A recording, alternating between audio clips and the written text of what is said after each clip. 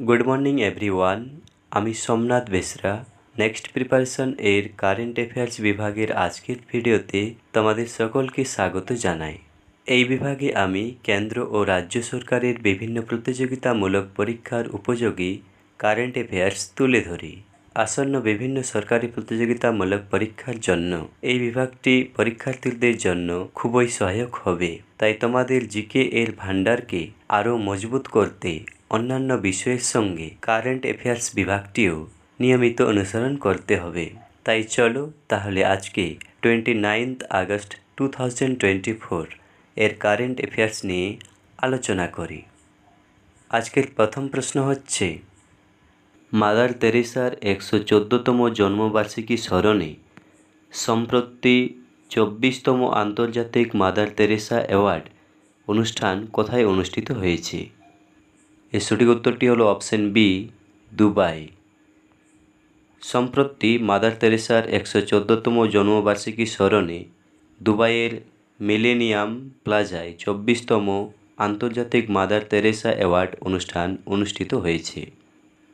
Mother Teresa award, যাকে আনুষ্ঠানিকভাবে mother Teresa Memorial awards for social justice বলা হয়, আর এটি হলো আন্তর্জাতিক এবং জাতীয় পুরস্কার যা শান্তি, সাম্য এবং সামাজিক ন্যায়বিচারের প্রচারকারী ব্যক্তি ও সংস্থাকে সম্মান জানানোর জন্য এবং ন্যায়বিচার ও শান্তিপূর্ণ সহাবস্থানের কারণকে উৎসাহিত করার লক্ষ্যে প্রদান করা হয়।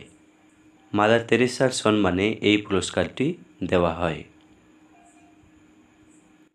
আন্তর্জাতিক ক্রিকেট কাউন্সিলের নতুন চেয়ারম্যান কে হলেন? এই সঠিক উত্তরটি হবে option A, Jay Shah. Board of control for cricket in India অর্থাৎ BCCI এর সেক্রেটারি জয় শাহ আন্তর্জাতিক ক্রিকেট কাউন্সিলের নতুন চেয়ারম্যান হিসেবে বিনা প্রতিদ্বন্দ্বিতায় নির্বাচিত হয়েছেন।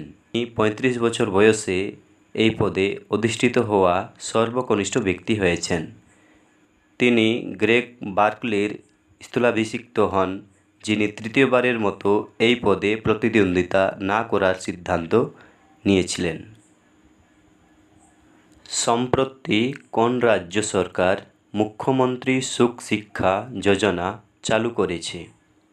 এই সঠিক উত্তরটি হবে অপশন সি, হিমাচল প্রদেশ।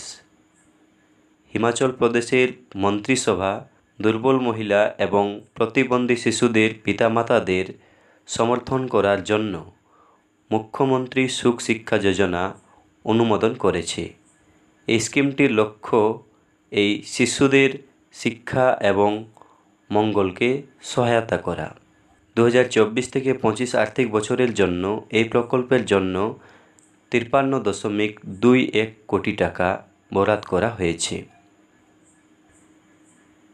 সম্প্রতি ITBP এর অতিরিক্ত মহাপরিচালক অর্থাৎ ADG হিসাবে কাকে নিযুক্ত করা হয়েছে? এর সঠিক উত্তরটি হবে option B, Sanjeev Raina. National security guard অর্থাৎ NSG এর নতুন মহাপরিচালক হিসেবে কাকে নিযুক্ত করা হয়েছে? এর সঠিক উত্তরটি হবে অপশন এ, বি শ্রীনিবাসন।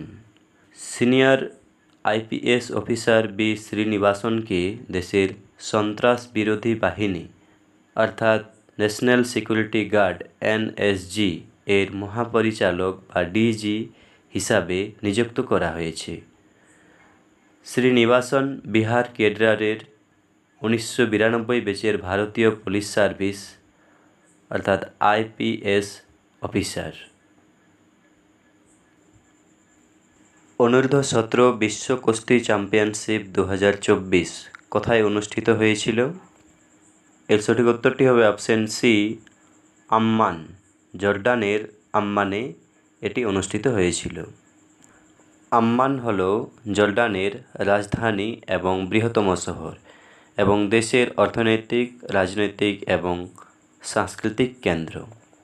অনূর্ধ্ব-17 বিশ্ব কুস্তি চ্যাম্পিয়নশিপের ইতিহাসে প্রথমবারের মতো ভারতীয় মহিলা কুস্তিগিররা দলের শিরোপা জিতেছেন। তারা 185 পয়েন্ট নিশ্চিত করতে 5টি স্বর্ণ, 1টি রৌপ্য এবং 2টি ব্রোঞ্জ পদক জিতেছেন এবং দলের শিরোপা জিতেছেন।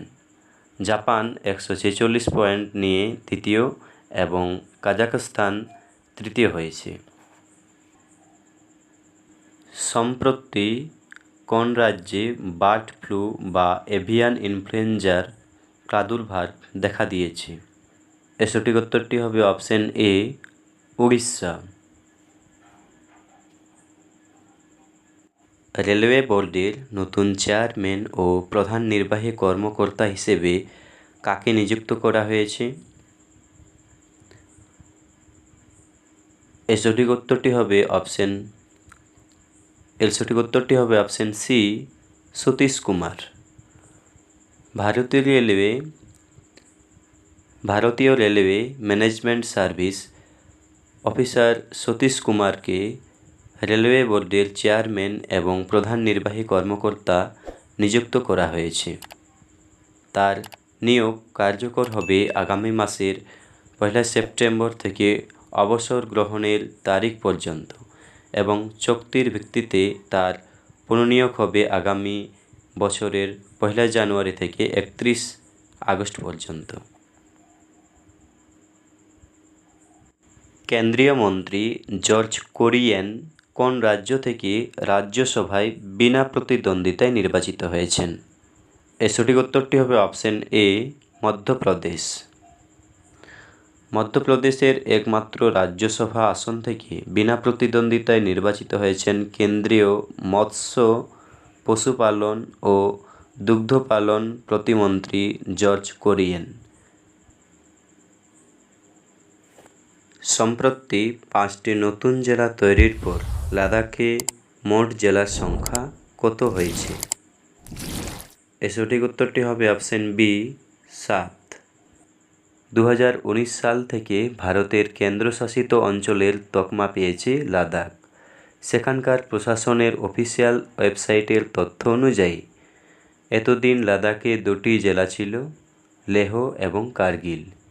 এবার নতুন করে 5টি জেলায় ভাগ করা হলো কেন্দ্রশাসিত অঞ্চলটিকে। নতুন 5টি জেলাগুলির মধ্যে হল জানস্কার, দ্রাস, সাম, নুব্রা এবং চাংথাং। আজকের কারেন্ট অ্যাফেয়ার্স এর হোম টাস্কের তোমাদের জন্য প্রশ্নটি হলো, আগস্ট 2024-এ অনুষ্ঠিত বামপন্থী চরমপন্থা প্রভাবিত রাজ্যগুলির পর্যালোচনা সভায় কতটি রাজ্য অংশগ্রহণ করেছিল? পরের দিন কারেন্ট অ্যাফেয়ার্স এর উত্তরটি প্রথমেই দেওয়া থাকবে। চলো তাহলে আজকে এখানেই শেষ করছি। সকলে সুস্থ থাকবে, ভালো থাকবে। দেখা হবে আবার পরের ভিডিওতে।